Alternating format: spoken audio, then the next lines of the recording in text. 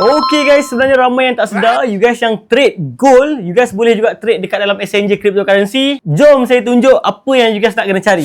Dalam contoh kali ni saya pakai MXC. Sebagai oleh MXC memang SNJ yang best untuk trade because of dia mempunyai fee yang paling murah dekat market. So, you guys buka you guys punya MXC and you guys boleh tekan dekat market. Ataupun daripada home ni saja, you guys boleh cari dekat atas ni, you guys boleh terus search dua kod ni, XAUT untuk gold ataupun PAXG. Dua-dua ni refer kepada gold punya chart. Contoh, let's say saya tunjuk yang pertama, you guys tulis XAUT, you guys akan nampak kat situ gold dalam kurungan XAUT dan you guys pilih saja yang slash USDT ni. Dekat atas ni nampak tak? Ada dua. Satu XAUT perpetual. Perpetual ni maksudnya you guys boleh gunakan features. You guys boleh gunakan leverage up to 500x. Kalau yang dekat bawah ni, dekat spot ni, maksudnya apa? You guys boleh beli spot. Which is tak ada leverage, satu di sebelah satu. Ini yang pertama. You guys juga boleh search PXAUG, PAXG, which is kita panggil sebagai PAX Gold. Dia merupakan gold dekat dalam crypto yang dia reserve 1 to 1 juga based on gold sebenar.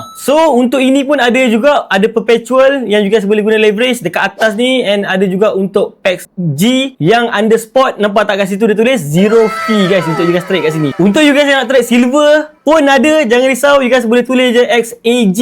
Nanti you guys akan nampak kat situ. Cuma untuk XAG ni dia tak ada dekat spot, dia cuma ada dekat feature saja untuk you guys nak trading. Memang gila-gila untuk komoditi for last 1 week. Mereka pump kau-kau punya. Gold sekarang pun dah cecah $5,600 and silver pun dah cecah $116.